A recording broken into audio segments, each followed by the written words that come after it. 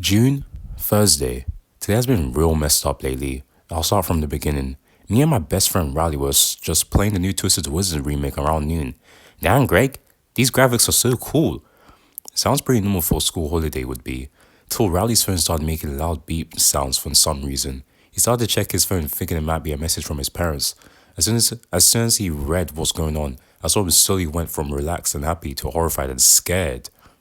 I asked him what's wrong, and he passed me his phone as his hands were shaking, and the message I saw was this. A new virus has spread all across my shirts. For your own safety, lock your doors and windows. Do not leave your home under any circumstances. This is not a drill, this is not a test.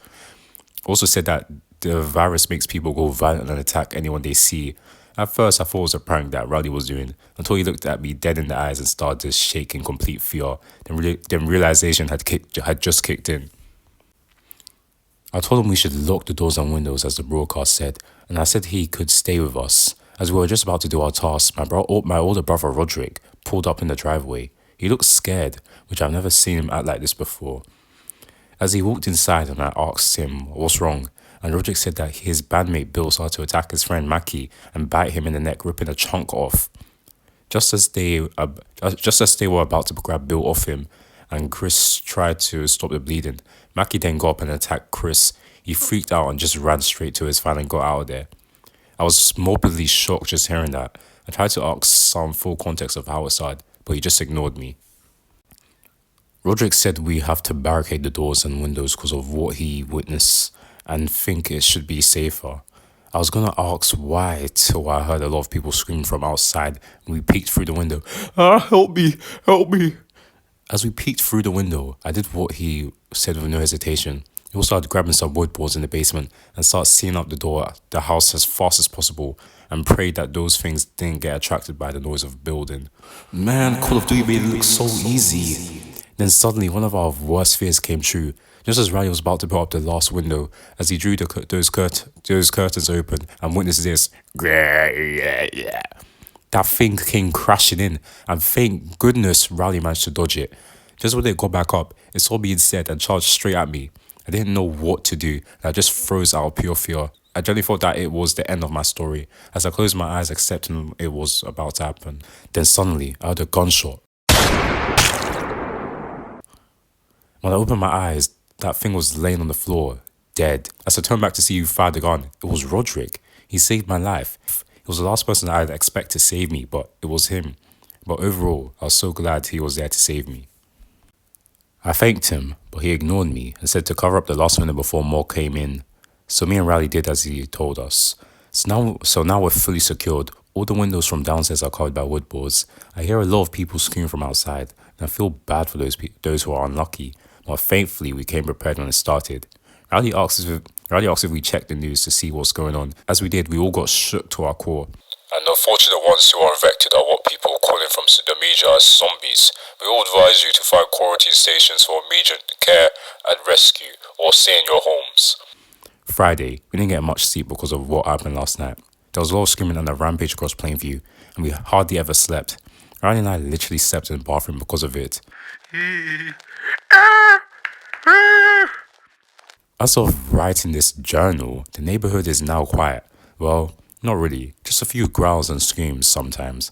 But we try not to make a loud noise if we do anything. I don't know what we have to do. We're just kids out in a zombie outbreak. I've tried to call my parents and it keeps going to their answering machine until one of them picked up my calls. Greg, thank goodness you're alive. Dad! My dad answered the phone and I was relieved that he was still alive and well. I asked him where he was. He said he was at his workplace, all barricaded on the lower floor, and he and the other workers were surrounded by the horde trying to break in. He also asked if me and Roderick was okay, and I said we and Rowdy are fine barricaded as well. But I told him that Mom wasn't answering the phone. I'm guessing Dad had the same problem I did as well, since Mom and our little brother Manny was at his friend's birthday party. Just when he was about to talk more, he was abruptly stopped by his co-workers to ask him to help out more, and said this to me that I will never forget. Take care of yourself, Greg, and Roderick as well. I love you, son. After he hung up, I just sat there for a while. Did I just hear my dad saying his final words to me? No. Maybe he was saying that just to make me feel better.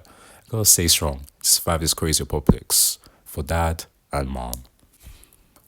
I went downstairs and checked up on Roderick, and he was on the couch half asleep, even though it's 1 p.m. over here. I can't blame him, because that night we all had was truly terrifying. I'm also guessing that he stayed up to protect us because of the gun laying on the floor, so I just left him be.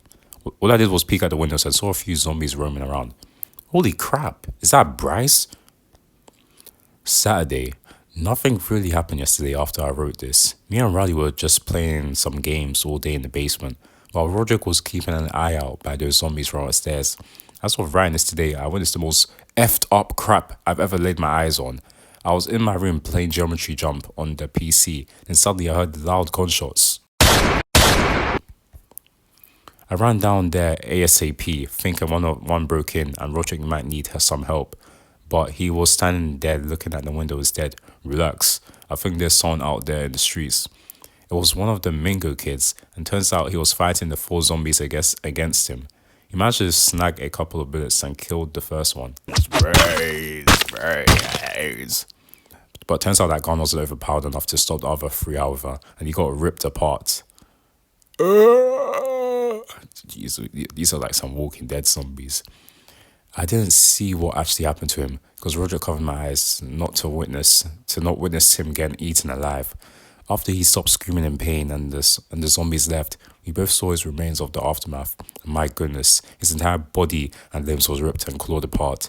I'm glad that Riley hasn't seen this because he would have panicked and started hyperventilating, putting all of us in danger. Riley then came to see what happened, and it was best just to not tell him. After he left and went down to the basement, Roderick pointed out the gun that the Mingo kid had dropped after he had died, and said we should get the gun. I told him his idea was futile, but he made a great point why we need it. It's the same gun that I have, so the gun can use my bullets. You can also use the gun. This is still a bad idea though. After the coast was clear and unscrewing the boards, Roderick then started to run where the Mingo kid died to get the gun. When he got there, he managed to get to the gun without being spotted. But something was wrong, because when Roderick looked at the Mingo kid, after he picked up the gun, oh crap. After he shot the gun at the summer-eyed Mingo kid that jump scared him, he heard a loud scream coming from the other street. Heck, even I could hear it from all the way over there in our house. I screamed at Roderick and said, "Run, Roderick, get the heck out of there!" Roderick then started sprinting back to the house as fast as possible as the horde was getting even louder. He ran like his life depended on it, while I kept screaming at him to get back because he's the only family member I'd have. I was praying to God that he gets back in the house without the zombies seeing us, and if they did, then we will be history. Just as Roderick was 5 houses away from us, one of the zombies saw him and then bolted almost straight at him, and he was gaining on Roderick. I tried to find a way to help him kill the zombie. I was almost close to him, and then I noticed Roderick had another gun laying in the house somewhere. I just into the lounge to see if it was still lying on the floor next to the couch where I had last seen it, and thankfully it was still there. Riley then rushed upstairs to see what was going on because I was screaming at Roderick and the horde was coming at us.